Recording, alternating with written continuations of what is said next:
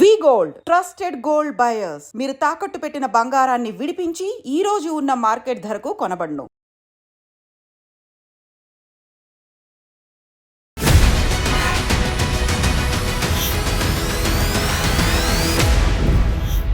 నమస్తే, welcome to I dream inside politics with Kavitha. తెలంగాణలో నిధుల కొరత వెంటాడుతోంది. అందుకే అక్రమ మైనింగ్ ని ప్రోత్సహిస్తున్నారు. ఇందులోనూ ప్రధానంగా ఇసుక మైనింగ్ మీద తెలంగాణ రాష్ట్ర సర్కార్ ఫోకస్ పెట్టింది.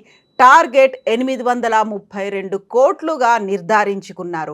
ఇవి బీఆర్ఎస్ చేస్తున్నటువంటి ఆరోపణలు. నిజంగానే జరుగుతోందా 832 కోట్ల టార్గెట్ అనేది? ఎలా చెప్పగలుగుతున్నారు? మనతో పాటుగా ఉన్నారు BRS social media warrior Krishank. నమస్తే అండి. సో 832 కోట్ల టార్గెట్, దానికోసం 3 షిఫ్ట్లో పనిచేస్తున్నారు. అక్రమంగా మైనింగ్ జరుగుతోంది, దానికోసం జీవో ఇచ్చారు. ఏంటిది ఇదంతా? ఒకటి నంబర్ 1 అంటే నేను emotionally I'm attach to this thing అండి. ఎందుకంటే ప్రీవియస్ గవర్నమెంట్లో కేసీఆర్ గారు నాకు దానికి కార్పొరేషన్ చైర్పర్సన్గా ఇచ్చారు. And that to youngest of the other corporation chairpersons. Administration నేర్చుకోవడానికి అది ఫస్ట్ స్టెప్. ఎగ్జాక్ట్లీ. అండ్ ఎంత ఇప్పటివరకు క్లీన్ ఇమేజ్ అంటే I always challenged my opponents that any contractor at least comes out and says that 1 rupee మేము పలానా చైర్మన్కి ఇచ్చినాము అని అంటే I step down for ever from politics.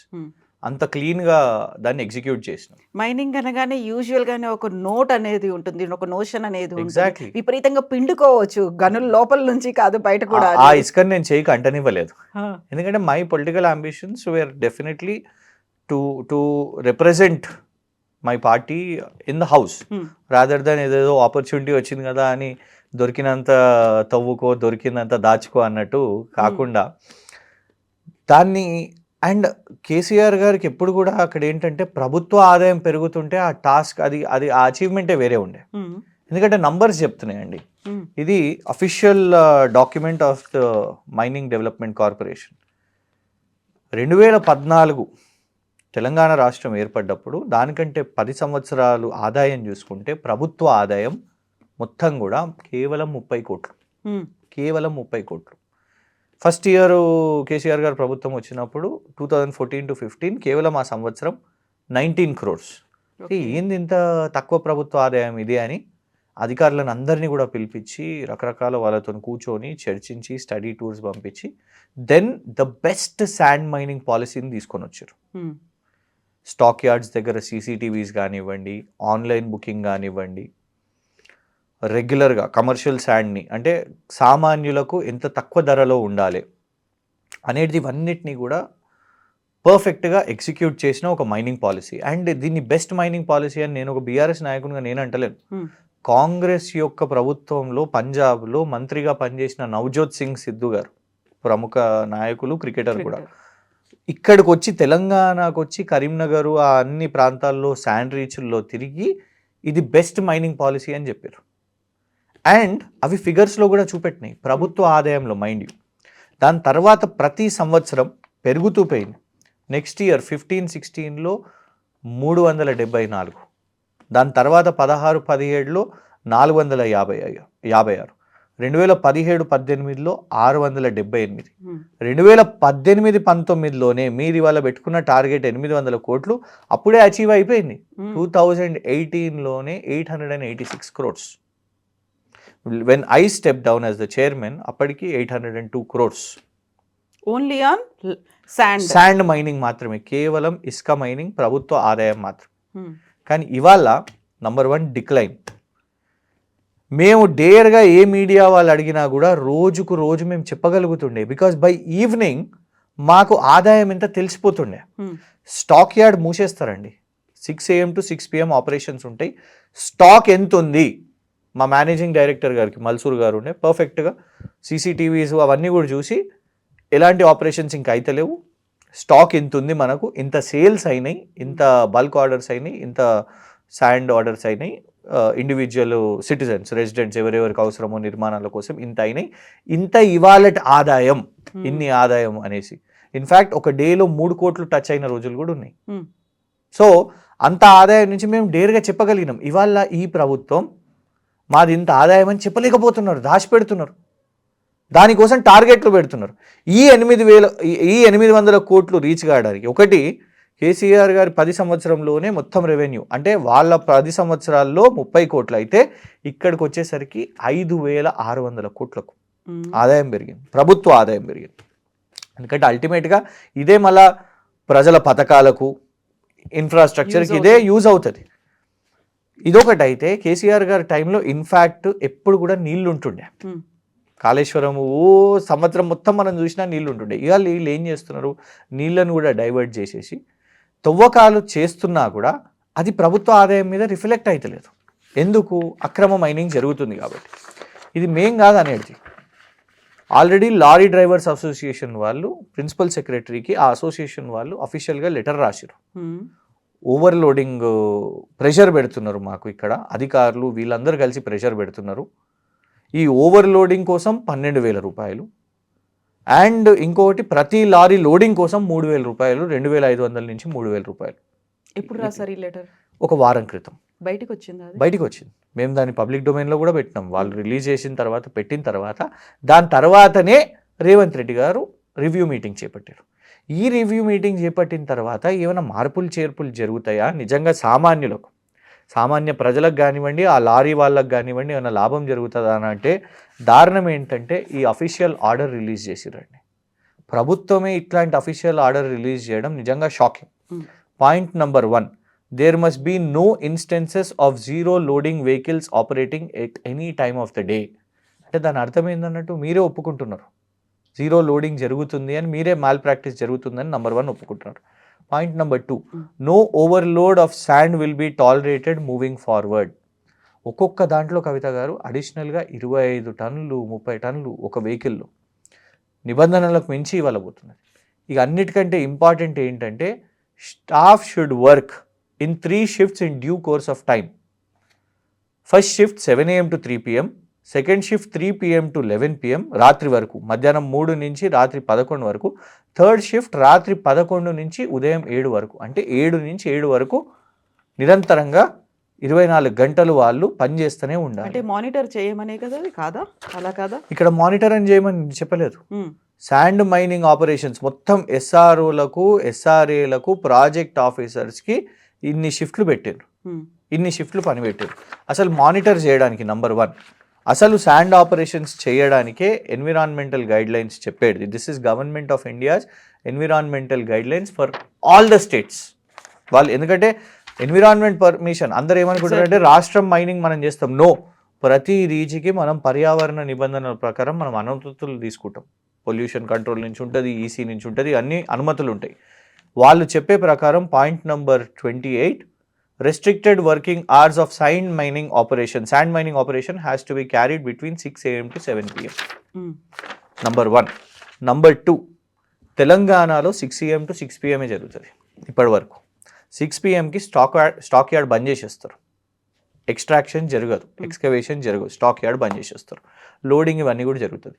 ఇంకోటి మానిటరింగ్ అని ఒకవేళ అనుకున్నా కూడా దేన్ని మానిటర్ చేస్తారు అంటే అక్రమంగా ఏమైనా తరలిస్తున్నారేమో ఇప్పుడు మీరు చెప్పినటువంటి జీరో ఇది కాదు. సో మై పాయింట్ ఇస్ అసలు first of all 24 hours transportation is also not permitted. మన హైదరాబాద్ నగరంలో ఉదాహరణకు నగరాల్లో, పట్టణాల్లో, నగరాలు ఇప్పుడు కరీంనగర్ టౌన్ ఉంది, లేకపోతే ఏదన్నా మీరు జిల్లాల టౌన్లో ఉంది, ఉదయం హెవీ వెహికల్స్ ఎంట్రీ ఉండదు. బికాస్ స్కూల్స్ ఉంటాయి, కమోషన్ ఉంటుంది, ట్రావెలర్స్ తిరుగుతూ ఉంటారు, ఆఫీసెస్కి వెళ్ళే వాళ్ళు ఉంటారు. మీరు తెచ్చిన ఈ స్టూపిడ్ ఆర్డర్తోని యాక్సిడెంట్స్ పెరిగే ఛాన్స్ ఉంటుంది. యాక్సిడెంట్స్ రెగ్యులర్గా అవుతున్నాయి. మొన్న మంథనిలో శ్రీధర్ బాబు గారి నియోజకవర్గంలో ఒక వారం రోజుల ముందు ఒక ఆయన తన 2 కాళ్ళను పోగొట్టుకున్నాడు. ఇవి ఫ్రీక్వెంట్గా నడుస్తూ ఉంటాయి. How is it even possible 24 hours? ఏంది? What do you mean by this? మేము అదే క్వశ్చన్ చేస్తున్నాం. Does this mean extraction? Does this mean transportation? అంటే ఇది ఒకటి తవ్వకాలా, లేదు ఇంకోటి రవాణానా? 24 గంటలు ఎట్లా జరుగుతుంది? ఎట్లా సాధ్యం మైనింగ్? సో ఈ ఇంత స్టూపిడ్ ఆర్డర్ ఎట్లా తీస్తుంది ప్రభుత్వం? అండ్ ఈ ఆదాయం అంతా ఎక్కడ పోతున్నది? ఇందులోనే point number 1, sand revenue target మీరు అడిగిన 832 కోట్లు. పాయింట్ నెంబర్ 1, ఈ 24 గంటల ప్రక్రియ, ఈ 24 గంటల మైనింగ్ ఈ 831 కోట్ల కోసమే. ఈ 800 కోట్లు మీరు చెప్పని టైంలో 6 AM to 6 PM చేసినప్పుడే మేము చేసినాం కదా. అంటే నిజాలు చెప్పండి. అందుకే మేము ఏం ఛాలెంజ్ చేసినాము అంటే, ఇది ఉట్టి ప్రశ్నలు కాదు, దీనికి ఒక లాజికల్ కంక్లూషన్ ఉండాలి. ఒక ఎగ్జాంపుల్ తీసుకుందాం, ఒక మోడల్ తీసుకుందాం. గత సంవత్సరం 2024 నుంచి 25 వరకు, అంటే జనవరి నుంచి డిసెంబర్ వరకు మీ ప్రభుత్వం ఉన్నప్పుడు ఈ డిపార్ట్మెంట్లో ఇసుక దాంట్లో ఇచ్చిన ప్రతి ఆర్డర్, అది బల్క్ ఆర్డర్లు కానివ్వండి, డీడీ బుకింగ్స్ కానివ్వండి, జరిగిన అమ్మకాలు ప్రతి ఒక్క క్యూబిక్ మీటర్ యొక్కది మీరు అసెంబ్లీ కమిటీలో స్పీకర్ గారి ముందు ఒక బీఆర్ఎస్ ఎమ్మెల్యేని పెట్టుకోండి, ఒక బీజేపీ, ఒక ఎంఐఎం, ఒక సిపిఐ, మీ కాంగ్రెస్ వాళ్ళు ఒక కమిటీ వేసి ఇవన్నీ బయట పెట్టండి. అప్పుడు మొత్తం బయటపడుతుంది. ఇన్ని వందల లారీలు తిరిగే ప్రతిరోజు తిరుగుతున్న ఆదాయం ఎందుకు తక్కువ పడ్డది, దానికి కారణం ఏంటిది, ఎక్కడికి పోతుంది లూటీ అంతా. డెఫినెట్గా మాకున్న సమాచారం, ఎందుకంటే ఒక్కొక్క లారీ వాళ్ళు అక్కడ పడుతున్నది, వాళ్ళు లారీ వాళ్ళు రాస్తున్నారు, they are coming out and talking. దీంట్లో మేము సూటిగా చెప్తున్నాం, కొండలరెడ్డి గారు, యనుమల కొండలరెడ్డి గారి ప్రభావం కరీంనగర్, పెద్దపల్లి రీచ్లలో ఉన్నది అని మాకు డెఫినెట్గా సమాచారం ఉన్నది. దాని మీద కూడా ఆధారాలు త్వరలో పెడతాము. మేము ఒకటే చెప్తున్నాం, గతంలో ములుగులో 15 నుంచి 20 రీచ్లు అవుతుండే. ఈ సమయంలో this is the right time to do sand mining, ఎందుకంటే వాటర్ ఎక్కువ ఉండదు ఇప్పుడు. కానీ ములుగులో కేవలం 2-3 రీచ్లు ఎందుకు ఉన్నాయి? ఎందుకంటే ఎమ్మెల్యేలు వాళ్ళ ప్రెషర్స్, న్యూస్లో ఎందుకు వస్తున్నాయి, ప్రధాన న్యూస్ ఛానల్స్లో వస్తున్నాయి, కాంగ్రెస్ ఎమ్మెల్యేలు కొట్లాడుకుంటున్నారు, వాళ్ళే చేసుకుంటారు అనేసి, టెండర్ ప్రక్రియ సరిగ్గా లేదు అని. సో ఈ గందరగోళంలో అన్నిటికంటే ఒకటి సింపుల్ థింగ్ అండి, సామాన్యులకు అర్థం కావడానికి. చూడండి, ఒకటి ఇప్పుడు ఎవరన్నా మంచిగా డెలివరీ చేస్తున్నారు అనుకోండి, వాళ్ళనే కంటిన్యూ చేస్తాం కదా. ఒక బ్యాట్స్మెన్ ఒక పొజిషన్లో బ్యాటింగ్ మంచిగా చేసి రన్స్ కొడుతున్నాడు అనుకోండి, పొజిషన్లు మారుస్తామా? కాదు కదా, కంటిన్యూ చేస్తాం తను ఫామ్లో ఉంటే. Same with a bowler. ఒక కార్పొరేషన్లో ఒకే సంవత్సరంలో 5 ఎండీలా, 5 ఎండీలను మార్చారు. ఒకసారి మల్సూర్ గారు వచ్చిర్రు, ఒకసారి సురేందర్ గారు వచ్చిర్రు, ఒకసారి బెన్హర్ ఎక్క గారు వచ్చిర్రు, మళ్ళా తర్వాత ఈయన నడుస్తలేదని మళ్ళా మల్సూర్ గారిని తెచ్చిర్రు, 2 నెలలలో మళ్ళా మల్సూర్ గారిని మార్చిర్రు, మళ్ళీ ఇప్పుడు సుశీల్ కుమార్ గారిని తెచ్చిర్రు. That shows disturbance. ఇస్కా అనే ఒక కీలక కాంపోనెంట్, ఎందుకంటే అదొక మైను అండ్ ఒక ఫైనాన్షియల్ కాంపోనెంట్. మీ ప్రభుత్వ ఆదాయం 5,600 కోట్లకు ప్రభుత్వ ఆదాయం పెరిగింది అని అంటే దాన్ని మీరు ఎంత జాగ్రత్తగా చేయాలి, ఎంత కామెడీ సర్కస్ చేసిర్రు, ఎంత కరప్షన్ చేసిర్రో దీంతోనే అర్థమైపోతున్నది. అయితే మీరు ఇప్పుడు అక్కడ ఒక మాట అన్నారు, గతంలో 2018-19లోనే మేము 800 కోట్లని అచీవ్ చేశాము అనుకున్నప్పుడు ఆ తర్వాత లెక్కలన్నీ ఏమయ్యాయి, ఇప్పుడు ఎందుకు గత ఏడాది చూపించలేకపోతున్నారు, ఈసారి ఏమైంది? మీరు చెప్పినటువంటి ఆ అకౌంటబిలిటీ కోసమే 3 షిఫ్ట్లు పెట్టారు, ఆ అకౌంటబిలిటీ కోసమే 800 కోట్ల టార్గెట్ని వాళ్ళ మీద పెట్టారు అనుకోవచ్చు కదా, లెక్కలు లేవు కాబట్టి. అయితే మమ్మల్ని బద్నాం చేసినప్పుడు ఈ సంవత్సరంలో నువ్వు చేసిన ఈ లంగ పనికి మరి నీకు శిక్ష ఉండొద్దా? ఇప్పుడు నువ్వు నీకు సోయి వచ్చి నువ్వు ఒప్పుకుంటున్నావు కదా నేరం, మీరు అన్న ప్రశ్నలోనే నేరం జరుగుతుంది, తప్పు జరుగుతుంది అని అంటున్నావు అన్నట్టే కదా. మేము పెట్టిన బెంచ్ మార్క్ 800 కోట్లు తగ్గుతున్నది ఇవాళ మీరు అని అంటే ఎక్కడ పోతుంది అని జవాబుదారితనం ఉండదా? అప్పుడు మా సమయంలోనే మేము ప్రభుత్వం దిగిపోయిన తర్వాత ప్రతి ఒక్క డిపార్ట్మెంట్లో వీళ్ళు వచ్చిన తర్వాత ప్రతి ఒక్క డిపార్ట్మెంట్లో అందరినీ టార్గెట్ చేసిర్రు. కేటీఆర్ గారిని టార్గెట్ చేసిర్రు, మున్సిపల్ డిపార్ట్మెంట్లో ఎవరిని టార్గెట్ చేయాలనో వాళ్ళని చేసిర్రు, పోలీసు వాళ్ళ మీద బురద జల్లాలి, ఏ డిపార్ట్మెంట్లో వదలలేదండి. కేటీఆర్ గారిని టార్గెట్ మున్సిపల్ శాఖ, యానిమల్ హస్బెండరీ శ్రీనివాస్ యాదవ్ గారిని వారిని అటాక్, ఒక ఫైల్ ఏదో తగలబెట్టేసిరట, ఇది అదని ఒక సినిమా స్క్రిప్ట్. ప్రతి ఒక్క డిపార్ట్మెంట్ని చేసిరు. ఈ డిపార్ట్మెంట్లో కూడా పాపం సామాన్య అధికారులను టార్గెట్ చేసి విజిలెన్సు ఇది అదని చెప్పి అందరినీ మార్చేసుకున్నారు. ఎందుకు మార్చిర్రు? అసలు వాస్తవానికి ఏం లేదు, ఏం తేలలే. ఎందుకంటే అప్పుడు ప్రభుత్వ ఆదాయం పెరిగింది. మరి ఇవాళ ఏం జరగాలి చర్యలు? That is our question. కానీ మేము ఇవాళ విజిలెన్స్ ఎంక్వైరీ ఎందుకు అడుగుతలేమంటే రాష్ట్ర ప్రభుత్వ సంస్థలండి, మాకు నమ్మకం లేదు. అసెంబ్లీలో స్పీకర్ గారి ముందు పెట్టండి, మా ఎమ్మెల్యేలు కూడా ఉంటారు, ఆల్ పార్టీ కమిటీస్ ఉంటారు, అట్లా చేయండి విచారణ. అట్లా చేస్తే బయటపడుతుంది. అన్ని ఆర్డర్స్ పెట్టండి. మేము ఆర్టీఐలు కూడా చాలా మంది వేస్తున్నారు, ఆర్టీఐకి రిప్లైస్ వస్తలేవు. ఈ బల్క్ ఆర్డర్సు అడ్డం దొడ్డంగా వాట్ ఈస్ ది ఆదాయం, ఇవాళ అసలు జరిగిన రెవెన్యూ ఏంటిది, ఎంత పెరగగలుగుతుండే, ఎందుకు తగ్గింది, ఇవన్నీ తెలియాల్సిన అవసరం ఉన్నాయి. ఎందుకు రీచులు తగ్గినాయి, అక్రమంగా చేస్తున్నారా, కొడుతూ ఉన్నారా, కేసులు పెరుగుతూనే ఉన్నాయి. అప్పటి చాలా స్పష్టంగా అఫీషియల్ వెబ్సైట్లో కూడా ఉన్న జియోస్ని తీసేస్తూనే ఉన్నారు, డిలీట్ చేస్తూనే ఉన్నారు. సో అల్టిమేట్గా ఏంటిదంటే అప్పుడు ఎక్స్ప్లెయిన్ చేయడానికి ఉన్నారు brilliant officers, those officers have delivered. మేమందరం కూడా చూసినాం. ఆ డెలివరెన్స్ వీళ్ళు ఏమంటారు అని అంటే అప్పుడు ఇది జరిగింది అది జరిగింది. ప్రభుత్వ ఆదాయం తగ్గలే కదా. అల్టిమేట్గా చూసుకునేది పారామీటర్స్ ఏంటి? ప్రభుత్వ ఆదాయాన్ని చూస్తారు, పర్సనల్ ఆదాయాన్ని చూడరు. ఎందుకు ప్రభుత్వ ఆదాయం తగ్గింది? ఎక్కడ పోతుంది ఈ కోట్ల రూపాయలు? ఎగ్జాక్ట్లీ వందల కోట్లు. ఇప్పుడు మీరు చెప్పినటువంటి కరీంనగర్ లో ఇలాంటి అక్రమ మా అంచనా 200 కోట్లు తగ్గిందండి. ఇది అఫీషియల్, ఇంకా అన్అఫీషియల్ ఎంత తగ్గుతున్నారో తెలియదు. అండ్ అది కూడా ఏంటి మైండ్ యూ, అప్పుడు నీళ్లు ఉండే, ఇప్పుడు నీళ్లు లేవు, నీళ్లు తగ్గినాయి. సో మీరు ఇవాళ అంత ఇసుక స్కోప్ ఉన్నప్పుడు అదే మేడిగడ్డ, నువ్వు పొద్దున్న లేస్తే కాళేశ్వరం తిడతా ఉంటావు కదా, కానీ అదే మేడిగడ్డ నుంచి ఇవాళ ఇసుక తవ్వుతూనే ఉన్నావు. కా జారావో సబ్, ఎక్కడికి పోతుంది? ఎవరి జేబులు నింపుతున్నారు మీరు? మీరు ఇప్పుడు 830 కోట్ల టార్గెట్ అనేది వీటన్నిటి గురించి చెప్పారు. కరీంనగర్లో జరుగుతుంది. కరీంనగర్ నుంచి ప్రాతినిధ్యం వహిస్తున్నటువంటి రాష్ట్ర మంత్రులు ఉన్నారు, కేంద్ర మంత్రి కూడా ఉన్నారు. రెస్పాన్స్ ఏంటి? మీరు ఇది బయట పెట్టిన తర్వాత వచ్చిన రియాక్షన్ ఏంటి అసలు? ఇప్పటి వరకు అయితే ఎవరు మాట్లాడలేదు. డెఫినెట్గా అందరు ముందుకు రావాలి, మాట్లాడాలి. ఒకటి నంబర్ 1, ఈ షిఫ్ట్లు ఏంటిది? మాకు స్పష్టత కావాలి. ఏంటంటే పర్యావరణ నిబంధనలకు వ్యతిరేకంగా మీరు ఎట్లా చేపడుతున్నారు? ఇది రవాణా అయితే ప్రతి నియోజకవర్గంలో ఇబ్బంది జరుగుతుంది. 24 గంటలు నాట్ పాసిబుల్. యాక్సిడెంట్స్ ఇప్పటికే ప్రతి ఊర్లలో. ఇక రైతులు తిరగొద్దా? వాళ్ళు రోడ్ల మీదకి రావద్దా? ఇంత హెవీ వెహికల్స్ వేసుకొని తిరుగుతుంటే రోడ్స్ డ్యామేజ్ అవుతూ ఉంటాయి. మీరు టోటలీ టైమింగ్సే మార్చేసి ఇవన్నీ చేస్తే, ఉదాహరణ చెప్తే మీకు, సమ్మక్క సారలమ్మ జాతర జరిగేటప్పుడు కూడా అక్కడ కొన్ని రోజులు ఆపేస్తారు. రకరకాల రీజన్స్ ఉంటాయండి. కొన్ని చోట్ల ఆపేస్తూ ఉంటారు. అట్లా యూ కెనాట్ 24 గంటలు మేము ఓపెన్ చేసేస్తాం, చలో పని చేయండి, ఉరకండి, ఇప్పుడు మేము డబ్బులు పెండుతాము అనేసి. మా అనుమానం ఇది ప్రభుత్వ ఆదాయం కోసం అని కూడా కాదు. ప్రభుత్వ ఆదాయం కోసం మేము ఆల్రెడీ చేసి చూపెట్టినాం కదా. నువ్వు ఈ షిఫ్ట్లు లేకుండా సునాయాసంగా 6 ఉదయం నుంచి సాయంత్రం 6 వరకు జరిగిన శాండ్ మైనింగ్తోనే ఇంత ఆదాయం వచ్చింది. ఇంత ఓవర్ యాక్షన్ ఎందుకు? ప్రభుత్వ ఆదాయం కోసం కాకపోతే అఫీషియల్. ఇంకో విషయం చెప్తా మీకు, ఇంద్రమ్మ ఇల్లు అనే ఎడితే ఇప్పుడు చెప్పారు ఇంద్రమ్మ ఇళ్ళకు ఉచితము అనేసి. అసలు ఫస్ట్ ఆఫ్ ఆల్ ఇంద్రమ్మ ఇల్లు ఐడెంటిఫై చేసిర్రా? ల్యాండ్ మార్క్ చేసిర్రా? వాటిని ఎక్కడ ఎవరు నిర్మాణం చేస్తుర్రో ఆ పిటిషన్స్ ఉన్న నీ ప్రజాపాలన ఫామ్సే ఏవి అప్రూవ్ అయినాయో తెలియదు.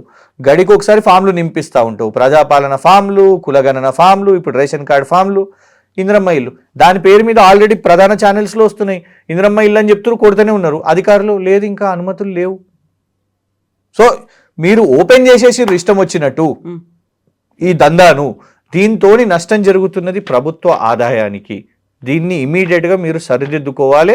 జరిగిన వాళ్ళ మీద విచారణ చేపట్టాలి, చర్యలు తీసుకోవాలి. అండ్ మీకు చిత్తశుద్ధి ఉంటే ఓపెన్గా ప్రతి ఒక్క రూపాయి టు రూపాయి లెక్క, cubic metre to cubic metre లెక్క ఒక్క సంవత్సరంది ముంగడ పెట్టండి చాలు. 830 కోట్లకి సంబంధించి ఆ టార్గెట్ గా ఒక జియో అఫీషియల్ గా వచ్చిందంటే అది ప్రభుత్వ ఆదాయం కోసమే అనేటువంటిది మీకు అనిపించట్లేదా? డెఫినెట్గా వెళ్ళిపోతుందా? డెఫినెట్ గా. కానీ ప్రభుత్వ ఆదాయం కోసం మీరు చేపట్టిన చర్యల్లో మాకు మీ మీద విశ్వసనీయత కూడా ఉండాలి కదా. గత సంవత్సరంలోనే మీరు ఇంత తప్పు, 100 కోట్ల నష్టం మీరు మింగిన్రు, మోసం చేసిర్రు అని అంటేనే రేపు దీని పేరు మీద ఇంకెంత చేస్తారో తెలియద్దా? ప్రజలకు తెలియద్దా? మీ దగ్గర అల్టిమేట్గా నిజం ఎవరికి తెలుస్తుందండి? సరే, నేనంటే పాత కార్పొరేషన్ చైర్మన్, నాకు సోర్సెస్ ఉంటాయి. మీకు రిపోర్టర్స్ చెప్తూ ఉంటారు, డిఫరెంట్ వాళ్ళు చెప్తుంటారు. కానీ ఆ ఇసుకని ఇక్కడ తెచ్చే లారీ అతనే చెప్తున్నాడు అవినీతి జరుగుతుందని. ఇసుక ఎడికెళ్ళి వస్తుంది? ఎట్లా వస్తుంది బయటికి? డెలివరీ ఎట్లయితుంది? లారీ డ్రైవర్తోనే డెలివరీ అవుతుంది కదా.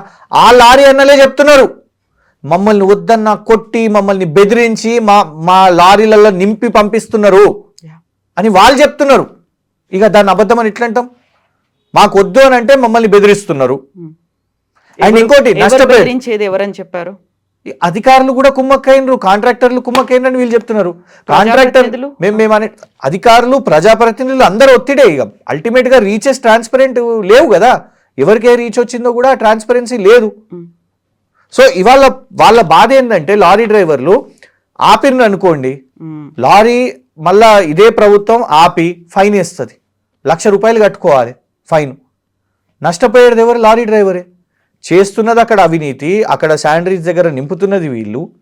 మళ్ళా నింపిన తర్వాత ఇవాళ బయటికి వచ్చిన తర్వాత ఆ ఒత్తిడి తర్వాత వాళ్ళ 2,500 రూపాయలు ఇవ్వాలి, 3,000 రూపాయలు ఇవ్వాలి, మళ్ళీ తర్వాత 12,000 రూపాయలు ఓవర్లోడింగ్ కోసం ఇచ్చి బయటికి తీసుకొని వచ్చి మళ్ళీ 1,00,000 రూపాయలు కూడా ఇస్తే వాళ్ళ లారీ బ్లాక్ లిస్ట్ అయిపోతుంది, వాళ్ళ లారీకి ఫైన్ పడుతుంది. నష్టపోయేది వీళ్ళు. అందుకే వాళ్ళే బయటికి వచ్చి మాట్లాడుతున్నారు.